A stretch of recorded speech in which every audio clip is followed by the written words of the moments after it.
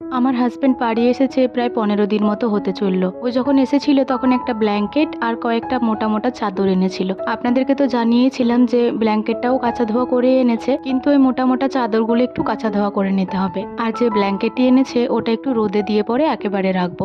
কাজে কাজে ভুলে যাচ্ছি, আর এই যে রোদও সেরকম দিচ্ছে না সব দিন, সেজন্যই আর কি এটা মেলাও হচ্ছে না। আজকে ভাবলাম রোদ দেখ আর নাই দেখ সকালবেলা একবার ছাদে দিয়ে আসি, সেই জন্যই একটা চাটাই আর ওই ব্ল্যাঙ্কেটটা নিয়ে একদম ছাদে উঠে গেছি। এই যে এখানে মেলে দেব, আসলে ছাদে একটু নোংরা রয়েছে তো সেজন্যই চাটাইটা নিয়ে এলাম। Hello everyone, good morning. কেমন আছেন সবাই? আশা করছি সবাই খুব ভালো আছেন, সুস্থ আছেন, আর আমরাও বেশ ভালো আছি। আমার আজকের আরও একটি নতুন ব্লগে আপনাদের সবাইকেই স্বাগত জানাই।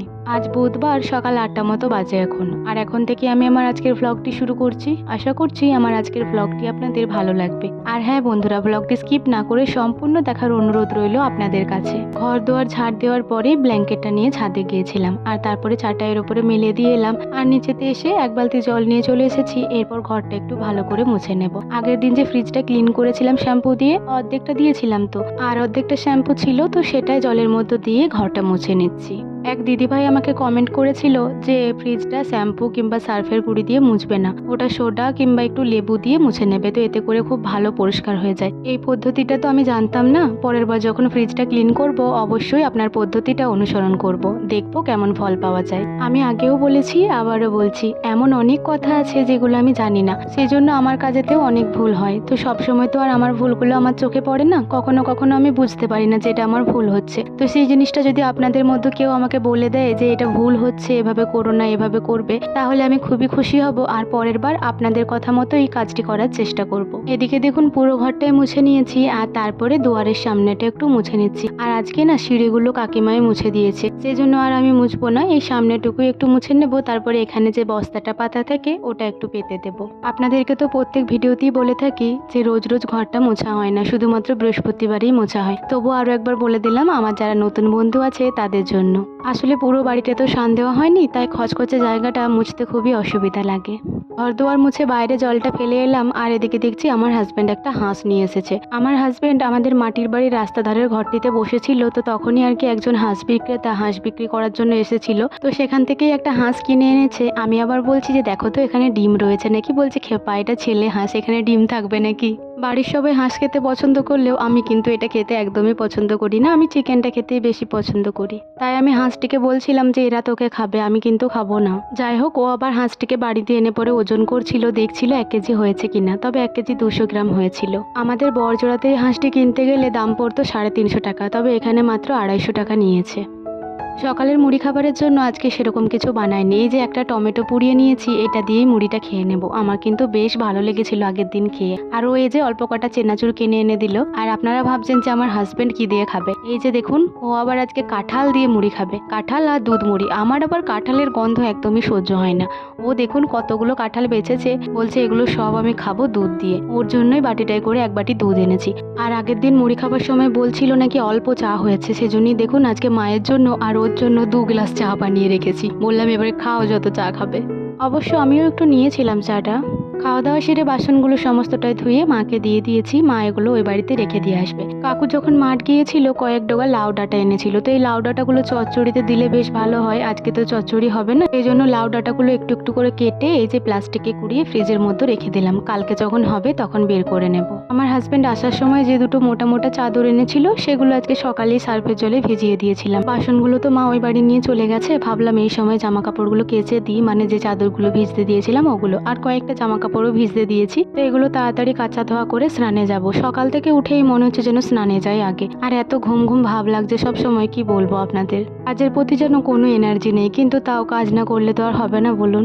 আর এই গরমের দিনে এত এত মোটা মোটা জামা কাপড় কাচতে যেন বেশি কষ্ট হয়ে যায়। সেদিন যখন ওর জামা প্যান্টগুলো কেচেছিলাম তখনও প্রচন্ড কষ্ট লাগছিল, আর আজকে আবার এত মোটা মোটা চাদরগুলো কাচতে প্রচন্ডই কষ্ট পেলাম। যাই হোক, খুব একটা গায়ের জোর দিইনি, যতটুকু পেরেছি ততটুকুই পরিষ্কার করার চেষ্টা করেছি। আর তারপরে না এই পাম্পের জলই ধুয়ে নেব, আর আলাদা করে বালতি করলাম না। এখানে যেহেতু অনেক জোরে জলটা দিচ্ছে সে কারণে আর আলাদা করে বালতি করার প্রয়োজনই নেই। অনেকটাই জল বেরোচ্ছে, তো এই জল দিয়েই ভালো করে ধুয়ে নিচ্ছি। আর তারপরে নিকুটে নিকুটে একবারে বালতির মধ্যে কুড়িয়ে দিচ্ছি। দুটো চাদরের মধ্যে সবচেয়ে মোটা চাদর হচ্ছে এটা, তো এটা তুলতেই আমার হালত খারাপ হয়ে যাচ্ছিল। দেখে শুনে ও আবার এলো, ও বললো আমি না হয় ধুয়ে দিচ্ছি। তো এই যে ও আবার থুপকাতে যাচ্ছিল, বললাম ওটা আর কাচার কোনো দরকার নেই, একটু ধরো ভালো করে ধুয়ে দিই তাতেই হয়ে যাবে। সত্যি বলতে পারুক না পারুক এরকম একটু দৌড়ে হেল্প করতে এলেও যেন খুব ভালো লাগে। একা একা যখন কাজ করি আমরা তখন যেন আমাদের নিজেদেরই মনে মনে মনে হয় যে আমাদের নিয়ে কেউ চিন্তা ভাবনা করে না, কিন্তু যখন কাজ করার মাঝে কেউ একবার করে জিজ্ঞাসা করে যায় তাহলেই যেন মনটা ভালো হয়ে যায়। পরিবার মানে তো এটাই বলুন, যে একে অপরের খোঁজ খবর নেবে, একে অপরকে নিয়ে চিন্তা ভাবনা করবে, তাহলেই তো পরিবার সুখের হবে। জামা কাপড়গুলো সমস্তটাই ধুয়ে ছাদে নিয়ে চলে এসেছি, আর তারপর দেখুন সমস্তটা মেলেও দিয়েছি। যেহেতু ছাদের ধারে মেলেছি তাই একটা করে ইট চাপিয়ে দিলাম, নয়তো এত ভারী ভারী জামা কাপড় আবার নিচেতে পড়ে গেলে আবার ধুতে হবে। সকালবেলা যে ব্ল্যাঙ্কেটটা রোদে দিয়েছিলাম সকালে দেখলেন তো একদমই রোদ দেয়নি, তাও দেখুন এখন আবার এত রোদ দিচ্ছে ব্ল্যাঙ্কেটটা একদম গরম হয়ে গেছে জানেন।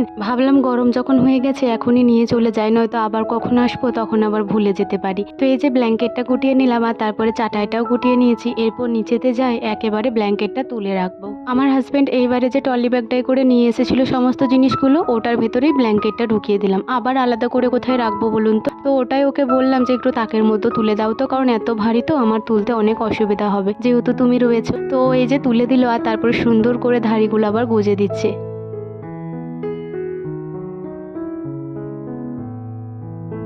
সকালবেলা এতটাই গরম লাগছিল যে আর একদম ক্যামেরা অন করে কোনো রকম ভিডিও শ্যুট করতে ইচ্ছা করছিল না। ভাবলাম যা হয়েছে হয়েছে, থাক, বিকালে কোনো কাজকর্ম করলে শেয়ার করব, নয়তো থাক এত দূর অবধি। আসলে জানেন তো মাঝে মধ্যে গরমের জন্য যেন নিজেরই মন মেজাজ একদমই ভালো থাকে না।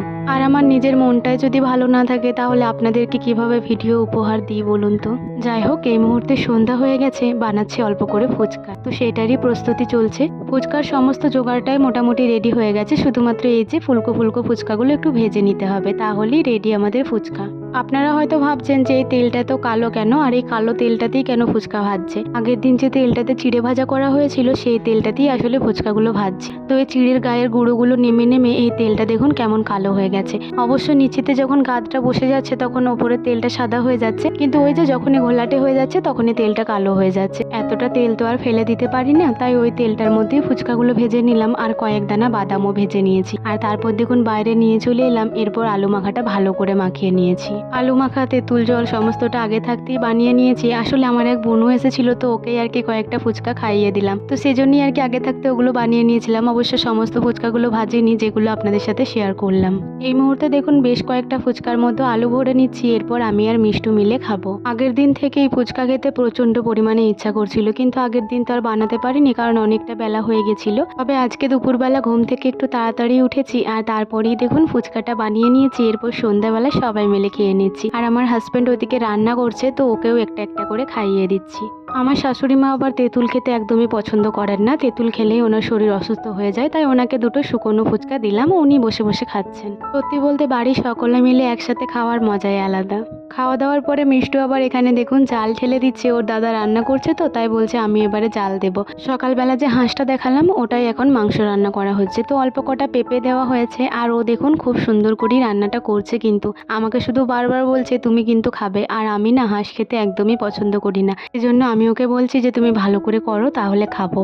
আগেরবার যখন চিকেন হয়েছিল আলু ভাতে মাখিয়েছিলাম, সেটা সবারই বেশ পছন্দ হয়েছিল, তাই সুব্রত বলল আজকেও সেরকম করেই বানিয়ে দাও। তো এই যে দেখুন আলু ভাতেটা মাখিয়ে নিয়েছি সেরকম করেই, আর সেটা আর আপনাদের সাথে শেয়ার করলাম না। আর এদিকে আমার হাজবেন্ড আবার আমার জন্য কষা তুলে রেখেছে, বলছে ঝোল খেতে না পারলেও এই কষা মাংসটাই অল্প করে খাবে, সবাই খাবে তুমি কি খাবে না? তো এই যে আলু ভাতের সাথে ওটাও ঢাকা দিয়ে রেখে দিলাম। আর জানেন তো মা আবার আজকে একটু ছানা কাটিয়েছিল, যখন ফুচকাগুলো বানাচ্ছিলাম তখনই মা বলছিল যে ছানা কাটিয়ে রেখেছি তাহলে ওটা কখন খাবে। তো আমি বললাম ফুচকাগুলো খাই, তারপরে আবার কিছুক্ষণ রেস্ট নিয়ে পরে না হয় ছানাটা খেয়ে নেব। তো এই যে এখন ছানাটা বের করে নিচ্ছি, ওদের সাথে গল্প করতে করতে বসে বসে খেয়ে নেব। যে কোনো জিনিস অল্প হোক কিংবা বেশি, এই যে এই ছোট সোনাটিকে না দিয়ে যেন একদমই খেতে ইচ্ছা করে না। তো মিষ্টুকেও একটু খাইয়ে দিলাম আর আমিও খেয়ে নিলাম, দুজনে মিলে খেলেই যেন বেশি ভালো লাগে, একা একা কোনো জিনিসটাই যেন খেয়ে শান্তি পাওয়া যায় না। মিষ্টু আজকে অনেকগুলোই ফুচকা খেয়েছে, তাই 2 চামচ খেয়েই বলছে আমি আর খাবো না বৌদি তুমি খাও। তো ও চলে গেল, আর তারপর দেখুন বাকি ছানাটা আমি খেয়ে নিলাম। এরপর চলুন ওই বাড়ি যাই।